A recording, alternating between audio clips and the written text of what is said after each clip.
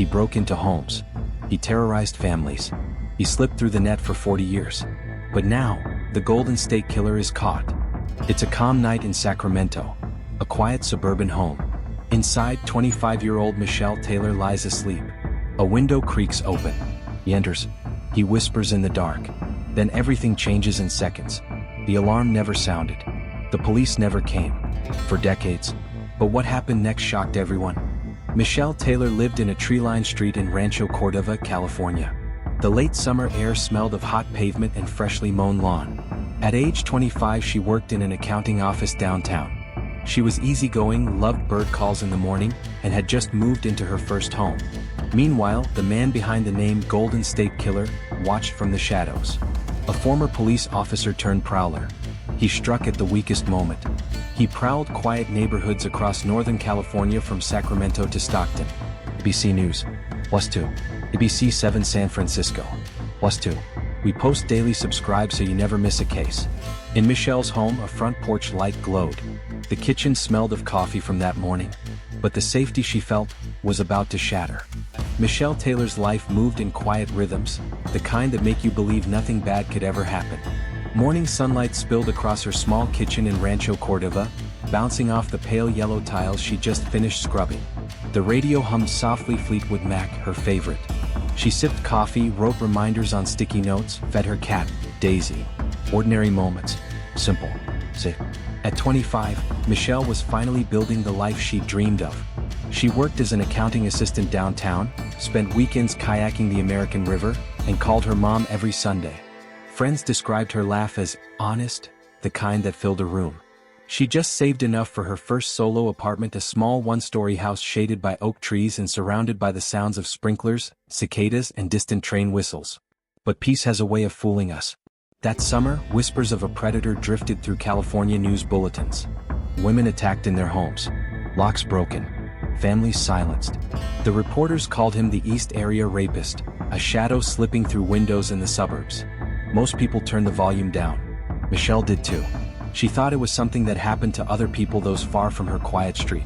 Still, she started noticing things. One night she came home from work and found her back gate unlatched. The next, her garden hose coiled differently than she remembered. She brushed it off. Maybe kids cutting through the yard. Maybe her own forgetfulness. But sometimes when she took Daisy out, she felt eyes on her. Just a flicker. A sensation. Then gone. Her boyfriend, Tom, worked nights at a shipping yard across town.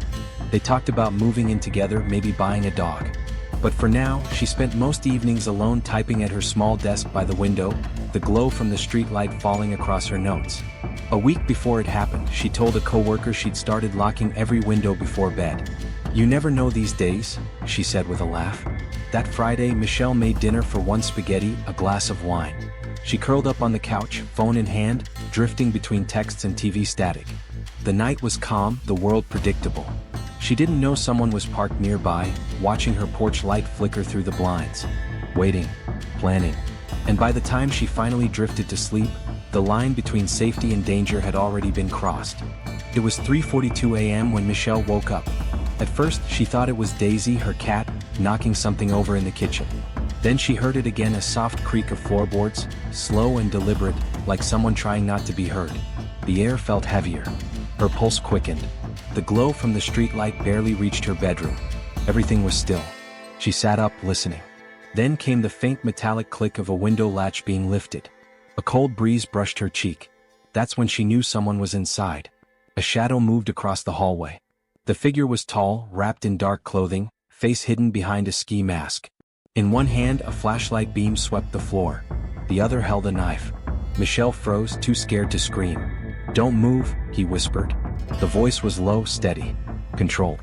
He moved closer, tying her wrists with what felt like twine or shoelaces. She tried to plead, but he pressed the blade against her cheek. "Quiet," he hissed. "I just want money." But Michelle knew from the way he moved that money wasn't what he wanted. He ordered her to roll over. He tied her ankles. Then he left the room. She heard drawers opening, cabinets slamming, the hum of the refrigerator as he helped himself to food. Every sound was amplified in the silence of the house. Her heart hammered so loudly she feared he could hear it. She tried to loosen the knots, but they only dug deeper into her skin. The ropes cut, the air thickened. She could smell his aftershave, cheap, chemical, unforgettable. When he came back, he whispered things she couldn't bear to repeat. His tone calm, almost casual, as if he'd done this before. And then, just as suddenly as it began, it ended. The front door clicked shut. The silence was deafening. Michelle waited, terrified he'd return. The ticking clock was the only sound. Minutes passed. Maybe hours. She couldn't tell. Finally, she crawled toward the phone, hands trembling, dialing 911 with her nose. Her voice cracked as she whispered, "Someone broke into my house." When officers arrived, they found the back window pried open, twine scattered across the carpet, muddy footprints on the tile. The night was over, but for Michelle and the dozens of others who would soon recognize the same signature, it was only the beginning of a nightmare that would span 4 decades. Detectives arrived before sunrise. The flashing red and blue lights painted the front of Michelle's home in alternating waves of color. Officers stepped quietly through the house, careful not to disturb the evidence. A camera clicked as a technician photographed the footprints leading from the bedroom to the kitchen. The smell of latex gloves and coffee filled the air. Michelle sat on the couch wrapped in a blanket, trembling. She told them everything she could remember: the sound of his voice, the way he tied the knots, how he spoke in whispers like he was rehearsing. She said he called her by the wrong name at first, like he'd mixed her up with someone else. It was the detail that would later connect her to dozens of others. The lead investigator, Detective Shelby, had seen this pattern before.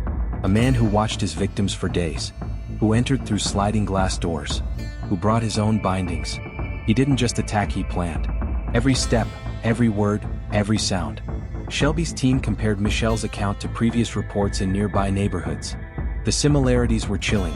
Suburban homes, women home alone, the same twine, the same voice. They knew they were dealing with the East Area rapist, a ghost haunting Sacramento County since 1976. But then, he vanished again. Weeks passed, then months. Another attack occurred 2 towns over, and another weeks after that. Each time, he left behind the same eerie calling card: knots tied too tightly for human hands to undo, doors left open, and food missing from refrigerators. He was taunting them. The investigation spread across counties. Detectives worked through hundreds of tips. One man claimed his neighbor fit the description. Another said his ex-boyfriend had strange habits. Police checked them all. Nothing matched. By the early 1980s, the attacks escalated to murder.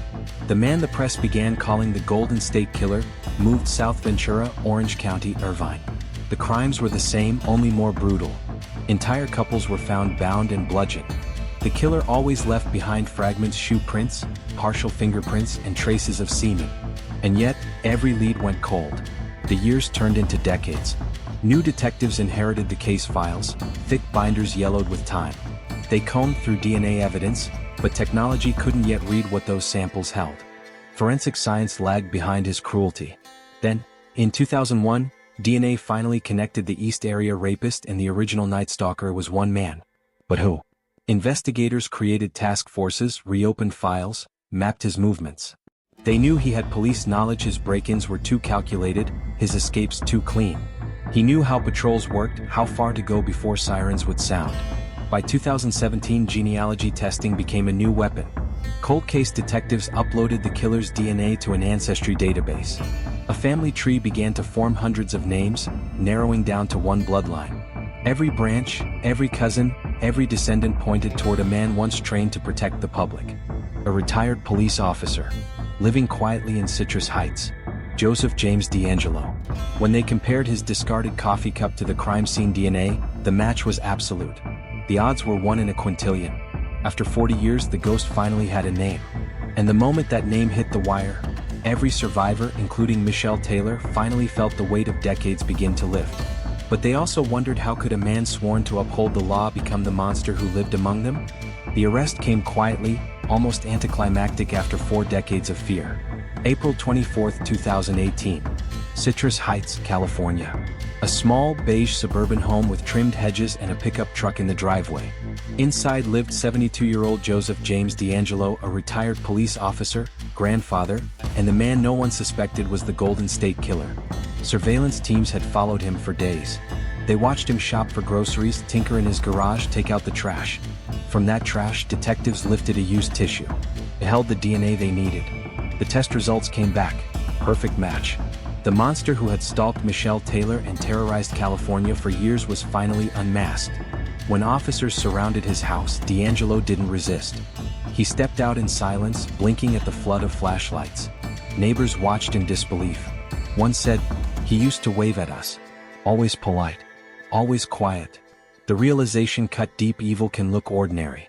Inside his home, investigators found boxes of ammunition, old police gear, and family photographs. But what they didn't find were trophies, no trinkets from victims, no souvenirs. The man who had taken so much from others left almost nothing behind. As news broke, survivors and families gathered around televisions, tears streaming down faces aged by memory. Michelle Taylor, now in her 60s, watched from her living room.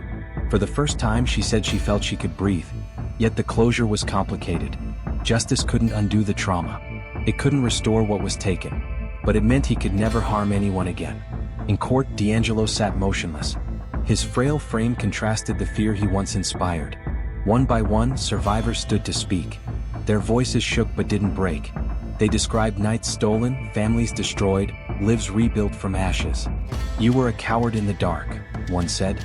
"Now everyone sees who you are." D'Angelo pleaded guilty to 13 counts of murder and nearly 50 sexual assaults, crimes once thought lost to time. In August 2020, he was sentenced to life imprisonment without parole. His only words to the court, "I'm truly sorry." But the apology rang hollow. Even with his conviction, unanswered questions lingered. Investigators believe there may be more victims, attacks never reported, evidence lost, stories untold. Some survivors of earlier burglaries now wonder if they'd encountered him long before his spree began. His true total may never be known. Forensic genealogists hailed the case as a revolution. A single strand of DNA cracked open a mystery spanning 40 years, proving that science could chase monsters long after they've gone quiet. But beneath the celebration lies an unease. If D'Angelo lived among neighbors for decades without suspicion, how many others like him still walk free? Michelle Taylor still keeps her blinds closed at night. She still wakes sometimes to the sound of floorboards creaking, her mind tricking her back to that moment. But now she reminds herself, he's gone. He can't hurt anyone anymore. The Golden State Killer's story may be over, but the echoes of his crimes still haunt California's quiet nights. And for the survivors, peace will never mean forgetting, it will mean learning to live in the light again. Joseph James D'Angelo wasn't just a killer. He was an obsessive, methodical predator who lived behind two masks, one of authority and one of control. As a police officer, he understood how fear worked. He studied it, manipulated it. Then, when he crossed to the other side, he used that knowledge like a weapon. Psychologists call it power compulsion. For D'Angelo, the act wasn't just about violence, it was about dominance. He chose victims who embodied peace, stability, normalcy. By shattering that, he proved his superiority. Survivors recalled how he whispered commands, moved slowly, and forced silence. That wasn't random cruelty. It was ritual. The silence made him feel godlike. Experts believe D'Angelo's early life played a role. Reports suggest he grew up in a turbulent household, an abusive father, emotional instability, possible trauma. As a young man, he entered law enforcement not to protect, but to control. When he lost that control, fired from the police force for shoplifting, his crimes escalated. The mask cracked, revealing the rage beneath. His attacks showed meticulous planning paired with emotional detachment. He stalked homes for weeks, memorized routines, chose the moment of maximum vulnerability. The patterns mirror traits of organized offenders, disciplined, intelligent, craving recognition yet hiding in plain sight. Even his ability to vanish for decades speaks to a deep psychological duality. A man capable of everyday life, fatherhood, and conversation, yet harboring the urge to relive violence. Many experts label it a form of psychopathic compartmentalization. He divided himself into two worlds and convinced himself they'd never collide. Ultimately, D'Angelo's crimes weren't just acts of aggression. They were statements. Each break-in, each whisper, each knot tied too tight was his way of proving he could command fear itself. And for nearly 40 years he did. Until science and time finally stripped away the illusion. Michelle Taylor's story is one of survival, not just of a night, but of decades spent reclaiming peace from fear. Her courage and the persistence of investigators helped expose a predator who believed he was untouchable. The Golden State Killer's reign of terror ended not with a confession, but with science, resilience, and time itself closing in. For 40 years, victims like Michelle lived with unanswered questions, haunted by footsteps in memory. but their voices never faded. They testified, they demanded truth, and they reminded the world that justice doesn't expire.